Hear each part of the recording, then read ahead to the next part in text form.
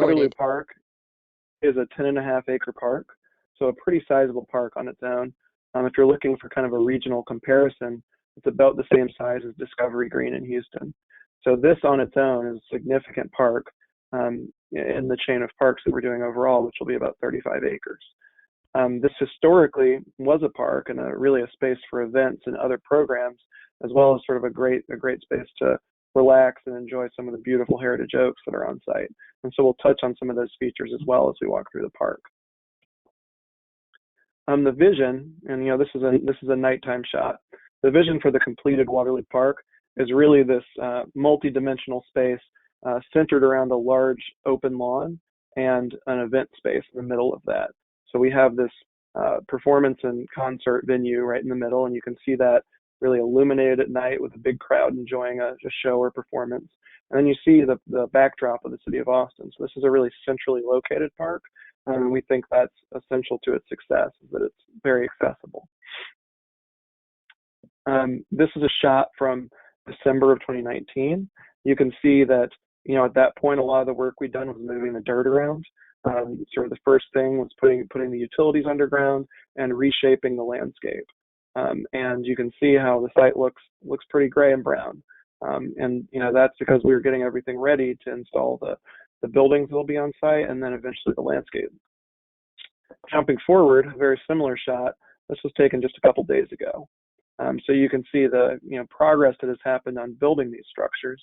And if you can see my cursor, you can see the structures, the Moody Amphitheater, and we'll talk a lot about this, as well as many of the relocated trees and other structures which have come on site. You can also see that we're starting to put in sidewalks and finishing out a lot of the grading. And we'll zoom in on a lot of those details as we move through the park. So let's go. We're going to take various stops along the tour, and I'll show you in a plan where we'll be stopping along the park. So you can just imagine if we're all able to get back together in the future and walk this site on a real in-person tour, we would hit a lot of these same spots as we move through the park. So our first stop as we enter from Red River Street, which will be one of the main entrances into the park. We'll cross the 14th Street Bridge, and then we'll enter sort of the largest entrance into the Moody Amphitheater space. This would be the view you would see right now. You can see that we have this steel structure, which is over top of the stage and the supporting buildings. And you can see the Capitol in the background there. One of the key things that we really wanted to do with this space was, create a space that restored that historic purpose that the site has had for years of events and programs. But, through a lot of the feedback we gathered and some of the impacts on the history of the site, as well as other parks in the community, we knew we had to do that in a way which didn't require really lengthy closures to the park in order to restore that purpose of events and concerts. So one of the things you'll see in the next handful of slides is we integrated a lot of concessions, restrooms into buildings, physical buildings on site, which can be closed, and then the park can return to general park use. So one of the major priorities for this Moody Amphitheater and Great Lawn area was the ability to quickly turn over from a large concert or community gathering back to a general use park space within a span of hours. And that really is achieved through a lot of permanent infrastructure being built into the landscape, rather than having to bring in and out a lot of temporary facilities like restrooms and things like that, which can have really negative impacts on the grass and the landscape generally. So as we walk into the space, if you turn to the north or to the right as you walked in, you would see our ticket windows here. So there'll be a ticket booth for selling tickets to the various community events and concerts we have in the space. And then this is also a cool look at one of the architectural features of the entire space is a lot of these curved concrete walls. And I like this shot because you can not only see the curve of this wall over here, which houses restrooms and some concession facilities, but also you can see the elevator shaft, which will provide ADA accessibility to a plaza up here on top of the building. I think it's a really cool shot showing some of the intricacies of that concrete work. Moving forward, as we're in the amphitheater space during an event, you can see here in this little plaza space here, we have concession windows and restroom access. As I mentioned earlier, one of the priorities was building that into the landscape as permanent buildings. So during a show, we have concessions here and another space on the other side of the stage, able to accommodate patrons up to 5,000 capacity, as well as restrooms, permanent restrooms to accommodate that. During general park use, we have the ability to scale that back entirely or leave some of those spaces open so that during normal park use, it can just be a great plaza and not have to open all those concessions. But during a show, all of that's built in and fully available to be used, and without having to bring in portable toilets or anything like that. And again, you can see the curved concrete walls there. And up here, above these concrete walls, is a public plaza, which is accessible from Trinity Street. Moving a little bit further into the space, this area we're calling the lower lawn is really kind of the center of the Great Lawn, which is the center of the park. One of the things that we're doing here is all of this area is lawn. It has some accessible sidewalks to allow people to move in and out, but it's not a massive concrete space. And we've gone to a lot of lengths with the design to ensure that we can keep a lawn healthy and alive in the space, but also accommodate temporary chairs or other program activations which might happen here during events. This is a look sort of straight on towards the stage from where during a show there might be seats. You can see the steel structure which provides shade, and we'll zoom in on more detail of that, but you can see this trellis-like white steel structure which sits on top of the stage. Another thing you can see here is these concrete walls. They achieve a number of things, but one of the challenges or opportunities on site is the grade changes dramatically from west to east and from south to north. So up here above this wall, folks will be walking in at Trinity Street about 15 feet higher than they'll be sitting down here in the lawn. So this wall helps put the buildings underneath the landscape, and we have plazas and green roofs on a lot of those buildings. And I'll show some more details and highlight that. Zooming in a little closer, as I mentioned, we have this steel structure. As you can see here, we tried to create this almost like a cloud-like structure over top of the landscape and the building. I think that effect is really successful through this tight interweaving of these steel I-beams. In total, we have almost 5 miles of steel in this roof, so a lot of steel. And we also have a skylight type structure which provides rain protection for the performers or public using the stage. Additionally, in this image, you can see these thin steel columns which support the roof. They're not placed on a regular grid or anything like that, and I think that helps achieve this effect of the stage or the roof almost floating over top of the stage in the landscape.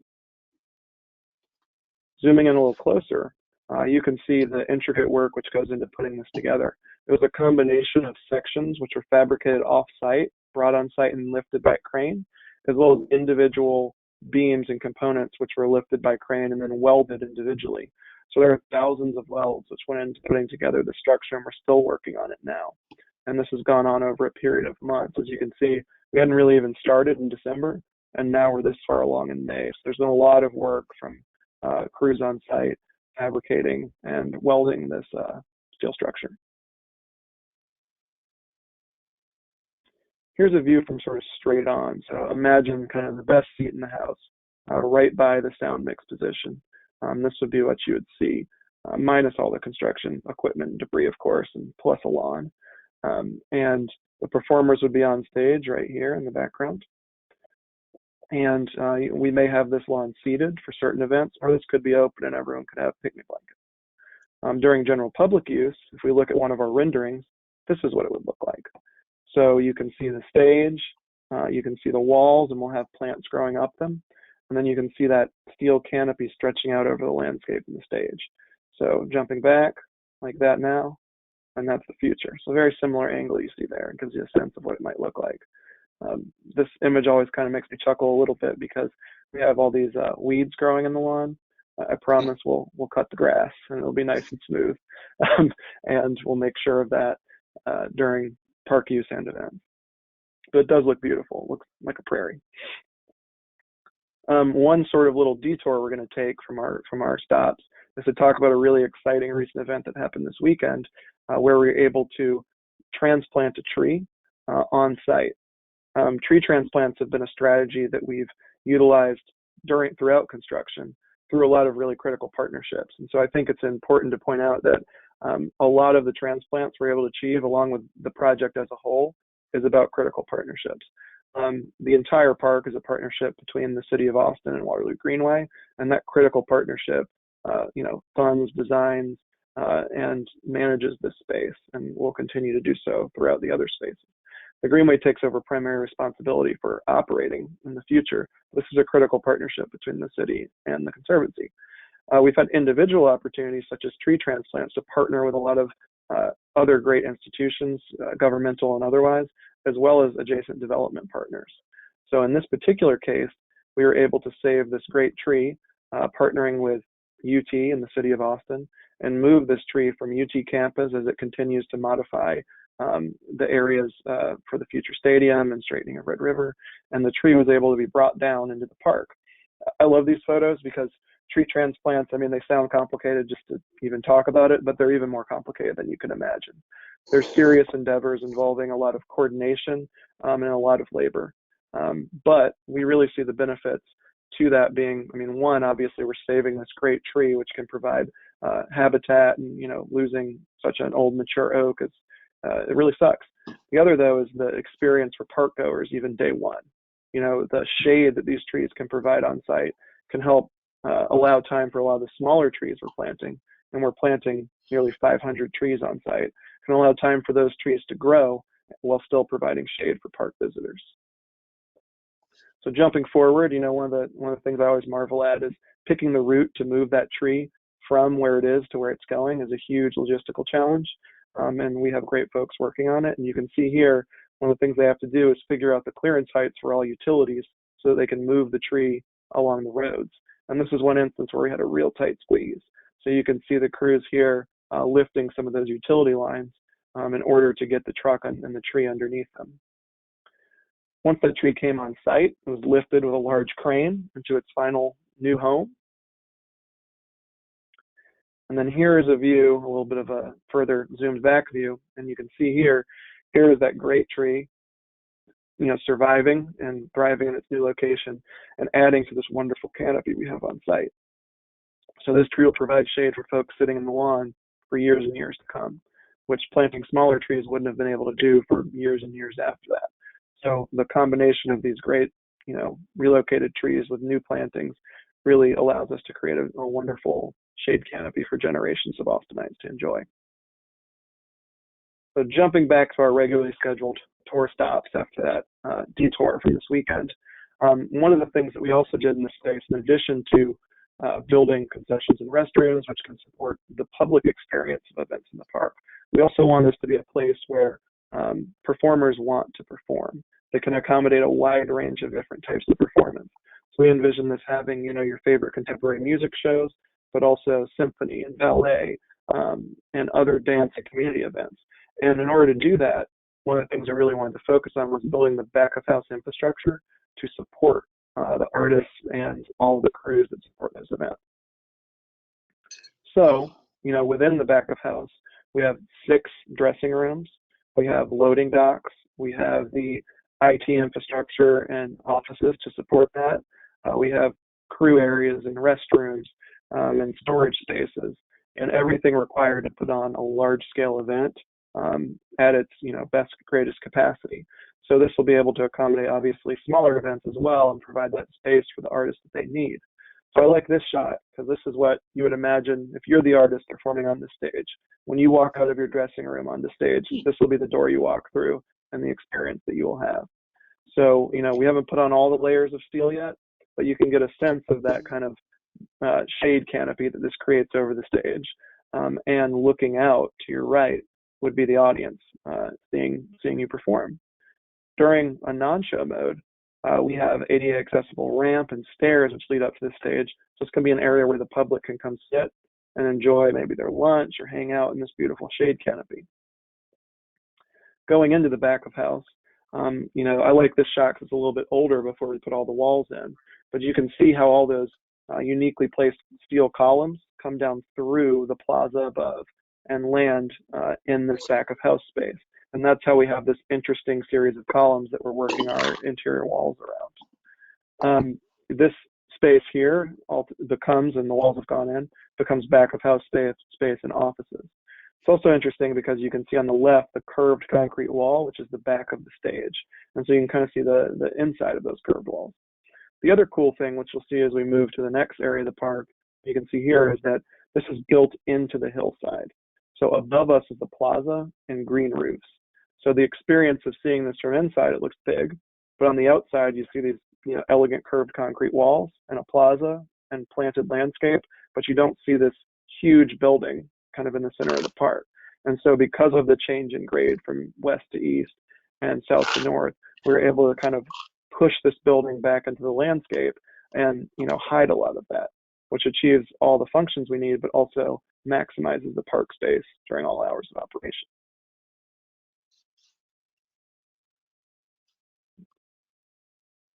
So, and here's just some of those walls coming in, showing the hallways and spaces that go into that kind of underground back of house.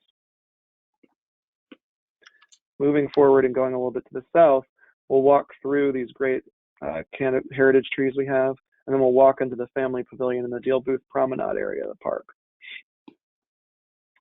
So, one of the really gifts to the design that the site already had were these two great mature heritage live oak trees. They had a deck around them when the park was built. They existed long before that on private properties that were here, and they're huge and they provide this great shade, as you can see from this photo. You can see the canopy back here in the background. And I think you can kind of get a sense of how you walk in on this plaza, and you'll enter the park kind of here onto this great oval-shaped deck underneath these trees. That deck will be one of the main entrances into the park. It'll also be a space with flexible seating for folks to enjoy if they grab some food or just come and want to hang out during their lunch hour or over the weekend.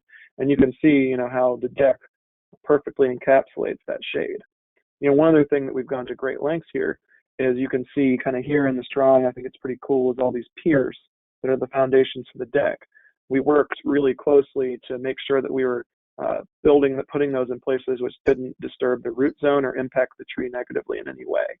So you can see that kind of the seemingly random placement of those foundations is to avoid all of those root zones. And so that deck is being built now, and I think will be a really wonderful feature in all seasons in the park. If we kind of imagine ourselves now underneath those trees and looking to the south, we're looking towards the future Family Pavilion building and food truck area. The Family Pavilion, and we'll talk in more detail about that, and I think we'll have a future a tour where we talk in even greater detail about the architecture of that. But it's this beautiful concrete building which follows a lot of the design cues from the amphitheater, but really has an identity of its own. And this building was designed by the great local firm Michael Shue Office of Architecture, and so they took a lot of cues from the amphitheater and created this wonderful building that we call the Family Pavilion. This building has critical infrastructure such as restrooms and storage, as well as trash rooms, which those are the really kind of unexciting, unsexy components of the park, which really make a park work for all people. And so we're able to do it in this beautiful little building. I think will be an exciting architectural feature in the park. Looking towards a rendering we've shared in the past, you can see that building here, and then you can see food trucks flanking either side of the building, which would come in later and be here, and over here just off screen. I'll talk here for one moment about how we arrived at the food trucks. I think it really highlights something that's important to us as an organization, as a partnership with the city. The food truck idea really came about through community engagement about Waterloo Park. Originally, the idea was to have a small cafe here, like you see at a lot of parks around the country. And that cafe would be more of a permanent building. We would have an operator who had ran the kitchen and the service in that building. And when we engaged the community about this, a lot of the feedback we got was, that's not a great fit for Austin. And also people wanted to see the flexibility of the food offerings being able to change over time. We took that feedback and more great things came out of that to us, like the opportunity to design this really cool small building, but also the ability for many different folks who operate concession businesses to have access to maybe serving their food in this space. So it really emerged as a great opportunity through the community engagement we did. And we think it's a great fit with the shade under and the flexible seating under the tree, kind of where this rendering would be taken from. And you can see too how this building also kind of wedges into the landscape and has plantings around it. Looking at the building kind of from straight on, you can see here on the left is where the restrooms are. We'll have 3 unisex restrooms. It's not in yet, but we have this beautiful sink in the middle. And again, sort of taking all the feedback we've gotten from the community and other park spaces, we separated the sink from the restrooms. Because a lot of what we heard is in many parks, what you need is to, wash your kids' hands or wash your hands maybe more often than you need to use the restroom. So this will be a large sink in the middle that many folks will be able to use whether or not they need to use the restroom. On the other side of the building, we have storage space to support programs and the concessionaire, so we'll have food trucks here. And that'll allow us to, store whether it's yoga mats and signs or other equipment we might use for programs in there and have it really close on hand, which limits the number of trips and allows greater flexibility for events. Zooming in a little closer, you'll see kind of the future home of that sink right here. And one of the other cool things we've done with this building is it has this sort of skylight in the back, and that allows the landscape to come sort of cascading in from the hillside behind, and the backdrop here will be green instead of just concrete. So we'll have this sort of continuing that contrast of the concrete with the green planted walls. I also just love the thin profile of this roof as it kind of extends over the front. Moving a little bit further to the south, one of the key features of this area of the park and the park in general is we have this elevated promenade, we call it. It's basically an elevated bridge type walkway which moves through the landscape. In addition to being this beautiful moment to look out over the park and see down at what's happening below you, one of the sort of overall goals for our entire project is creating ADA accessibility. And we want to do that in a way which doesn't create 2 separate pathways wherever possible. So this sort of meandering elevated pathway allows us to create a single wide promenade which navigates that significant grade change for folks of all mobility, as well as bicycles to move north and south throughout the park. So when we show you some aerials later, you'll see kind of that snaking path moving through the park, and that's really how we navigated that significant grade change. Here, it won't have this many columns. This is the formwork that's supporting the pouring of the concrete for that elevated walkway. And actually, just the last couple of nights, we've poured that concrete. So the forms will be coming off this weekend, and we'll see what it looks like without all the scaffolding and support structures. And here's a look just a couple days ago before they poured the concrete. You can see just how intricate pouring this sort of thin, curved, elevated walkway is. This is all the formwork that supports the concrete pour we had a couple nights ago. It's really interesting to see that and to watch how they had to put this all together to meet all the criteria. This sort of elevated walkway meets with a wide concrete promenade, which connects to the southwest corner of the park, which you can see just off here. And so the Capitol is just off screen to the right. So, that's 12th Street we're looking at, and this is Trinity Street. This will be an area where we imagine a lot of people entering the park and maybe sitting down on these limestone steps and looking out over the park as sort of it falls down the hill and deciding where they want to go, whether they want to walk on that promenade we just saw or go down into the gardens we're going to see in a moment. So now we're going to move a little bit back to the north and talk about some of the play features and other more family-focused features that we have in this location called the Kitty King Powell Lawn. So I'm going to start with a rendering on this one because we don't have all the play features in yet. So this will help you visualize what it will ultimately look like. In this playscape, one of the focuses we had was nature-based play. Through our partnership with the Parks Department, as well as our designers, Michael Van Valkenburg and Associates, we've had access to a lot of information about the benefits of nature-based play to children. And so one of the focuses for this playscape was integrating a nature-based play approach into the equipment we put in place, and then connecting that with the more landscape play areas, which you'll see further to the south. And these more sort of traditional type play elements serve as kind of a signpost to children. They invite them to come in and play, and then it's been proven that that can extend the play into the garden areas and other things which might not look as traditionally like play. So we might only have a handful of traditional pieces of play equipment, but the landscape itself is very playful and will allow for a much deeper type of play engagement, according to a lot of the research on this. So in this area, we see this great sort of log climber structure.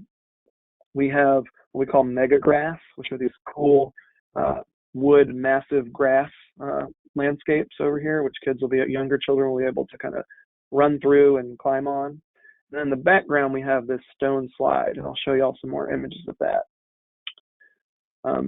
All of these features were custom built for the site. As I said, we have this interesting grading, and everything kind of has to fit together just right. So, no off-the-shelf equipment really was the right fit to achieve all those goals you just talked about. So this is kind of where the play equipment's going in. You can see none of it's in yet, but the climber would be right in this area. And here's that elevated promenade in the background. One of the features which has been fabricated and is being stored and will come on site soon is a stone slide. So, we wanted to have this slide that worked its way around one of those great heritage trees and provided universal accessibility and wasn't hot in the summer and had to achieve all these different goals. And so we worked with a German playscape manufacturer to create this stone slide which fit in the space. And you can see here a test fit at their facility, and that was shipped here and is now in storage. And we'll be installing that around this tree here where you can see my cursor and sliding down into the landscape down here. So it'll be being installed soon.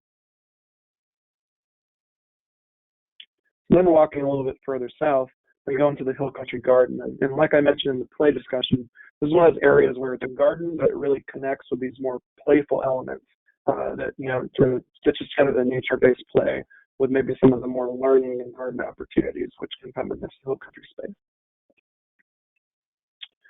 Here again is that sort of seating area on that wide pathway that you would enter from Trinity Street and 12th Street.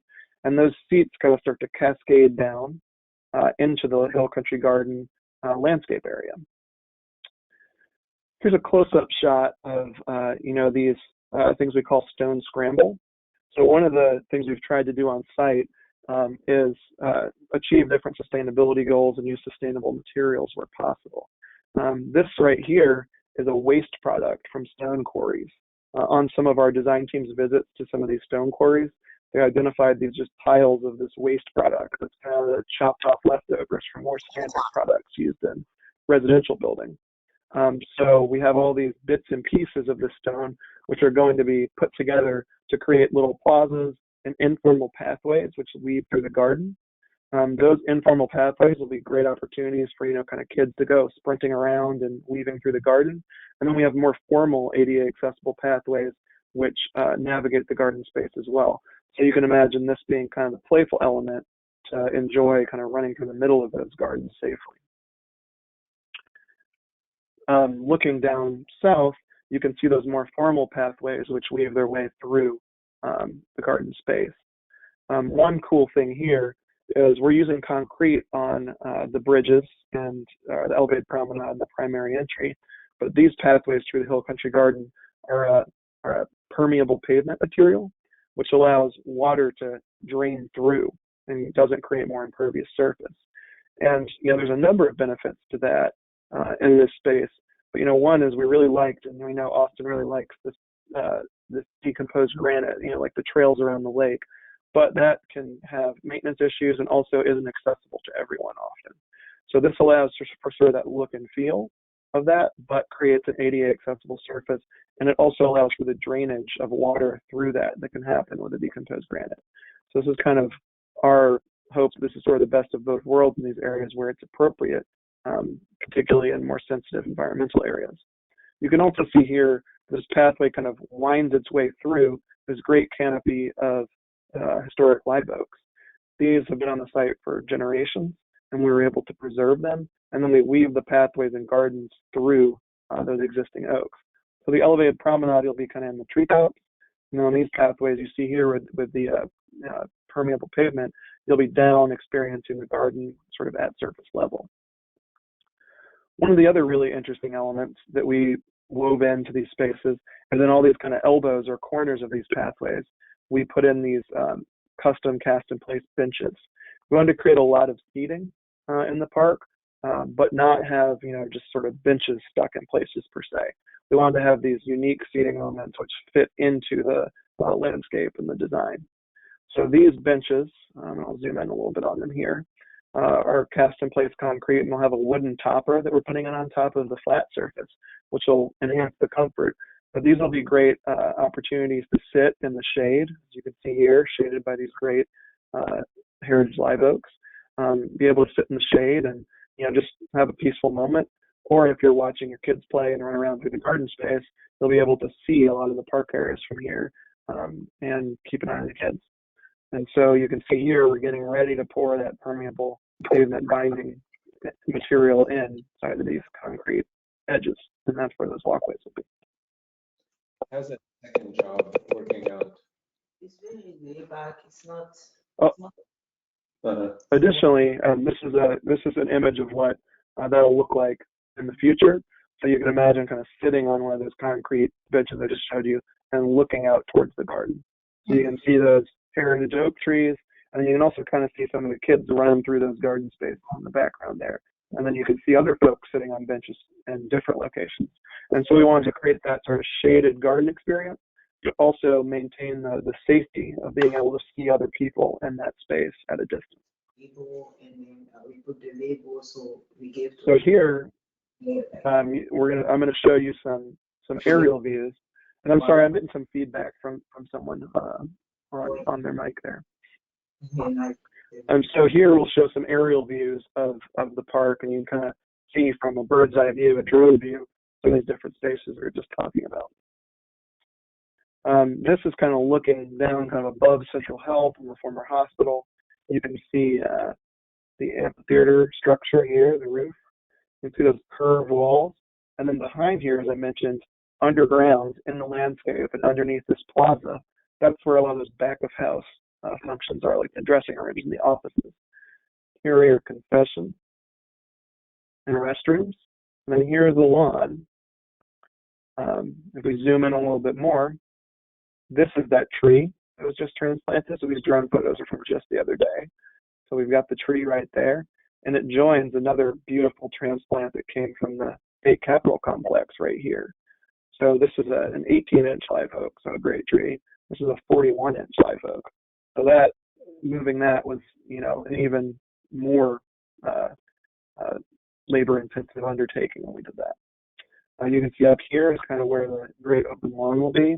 And then we were down here earlier standing and looking at where some of those temporary chairs might be during the show.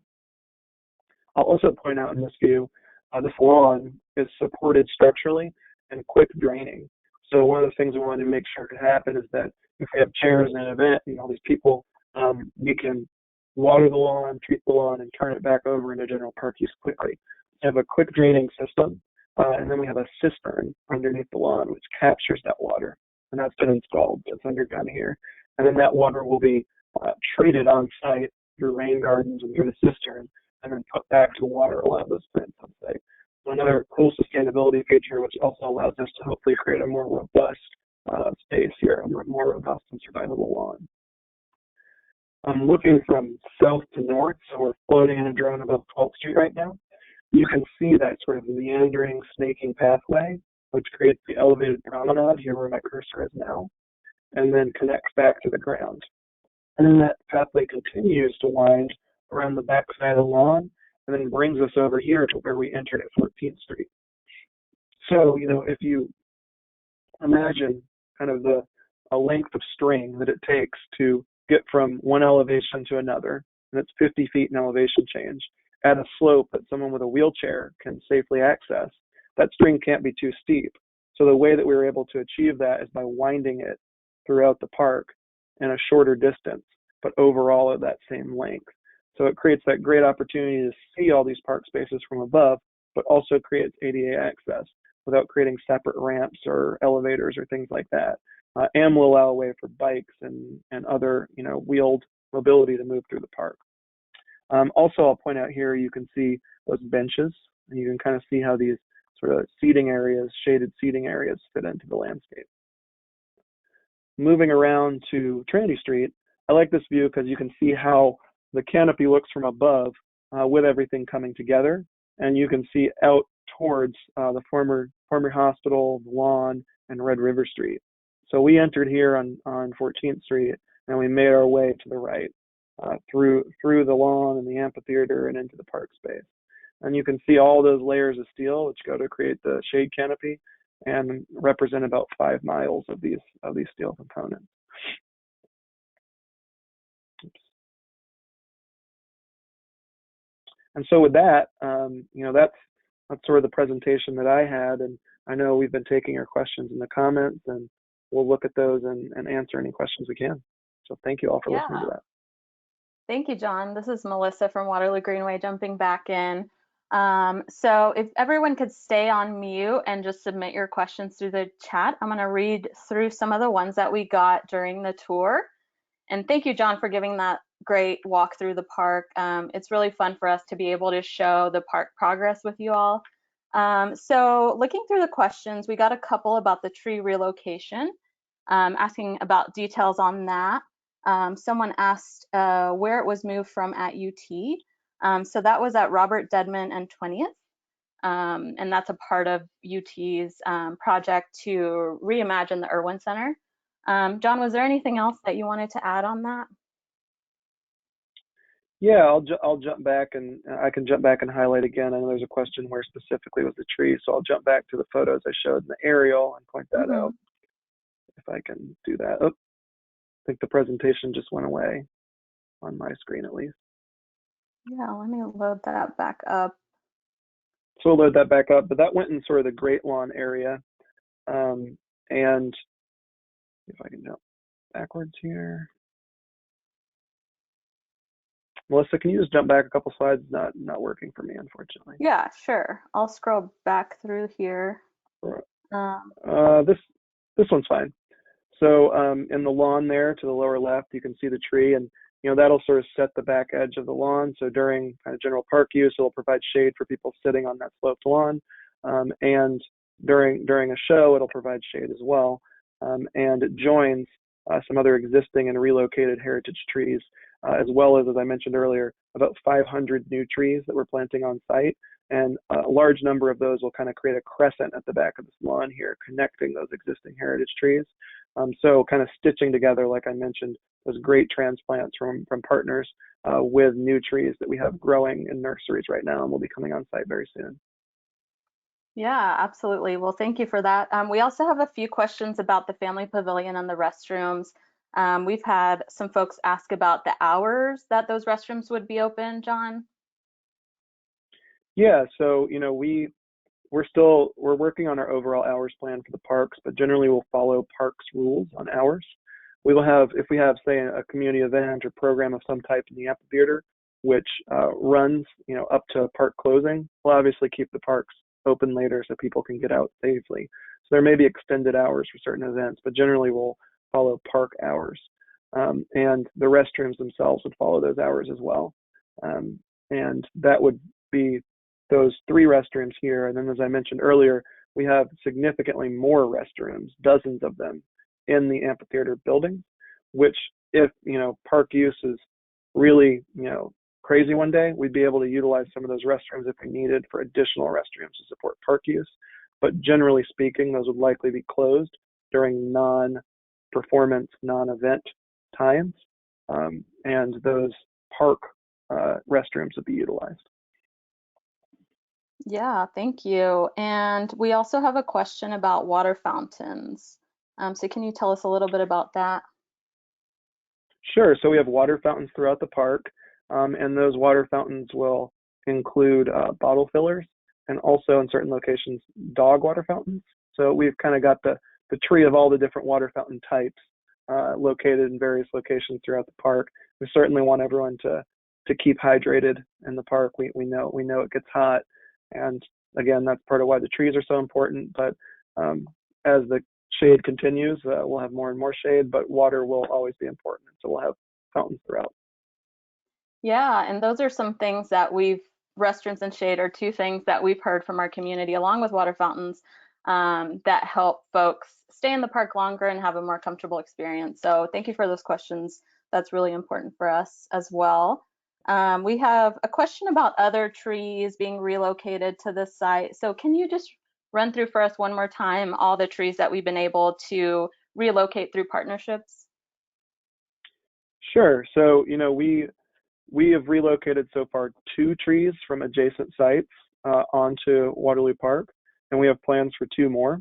The 2 that I mentioned, one, if you can see my cursor, is the one that I showed you photos of from this weekend from UT.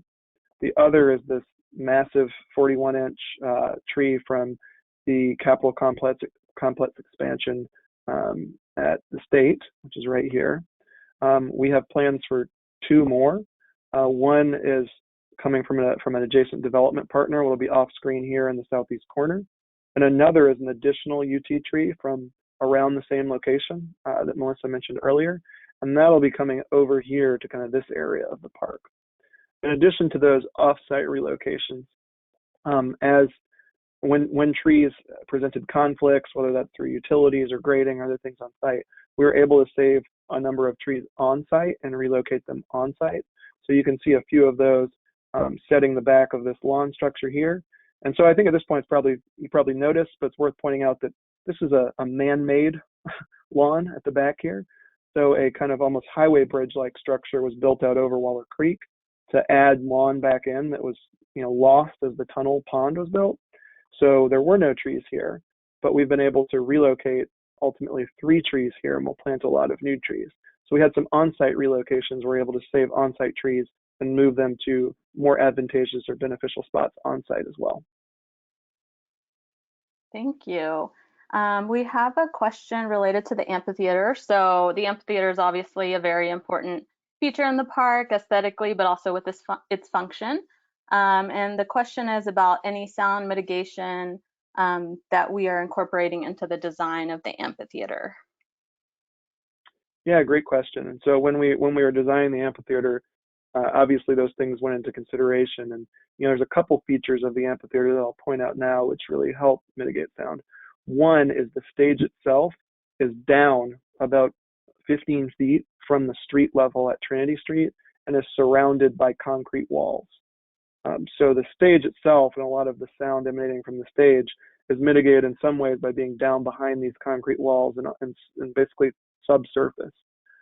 Additionally, the sound is pointed towards sort of the southeast and pointed at a sloped up lawn here. So we'll have kind of this berm up at the top of this hill, which will help redirect some of the sound. Additionally, obviously the park will follow all sound ordinances and rules. And one of the things that we have in the works, which we can't quite do yet because we don't have all those structures I just mentioned built, is we're going to be working with the city and doing baseline sound testing, and then also sound testing different levels and types of sound from the stage and understanding how that works at different locations at the property line. So we'll be doing sound testing once we get that berm and the trees in and the other things required to get an accurate sound reading as a baseline. So that'll be going on once we have that built. And then we'll obviously be doing ongoing sound monitoring and looking for feedback as events happen in this space over the coming years.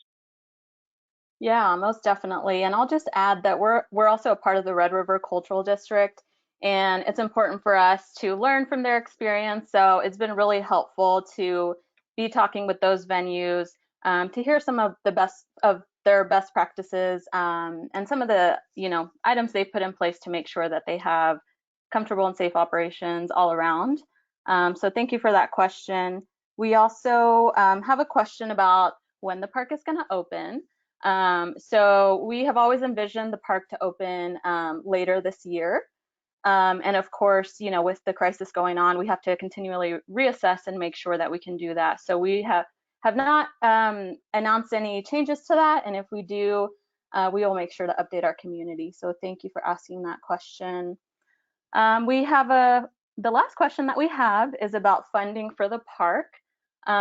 So John, can you tell us a little bit about that? And then we'll probably wrap up after that question. Sure, great question. This park is funded through a partnership, as I mentioned earlier, between the City of Austin and Waterloo Greenway Conservancy. The City of Austin has a combination of bond funding and tax increment finance funding, which there's a tax increment financing district here, which funded the tunnel and also funds the surface improvements like the park, as well as some bond issues, which our community members voted on in the past to help support Waterloo Park. The private fundraising through Waterloo Greenway is a combination of foundations and individual gifts from community members like you.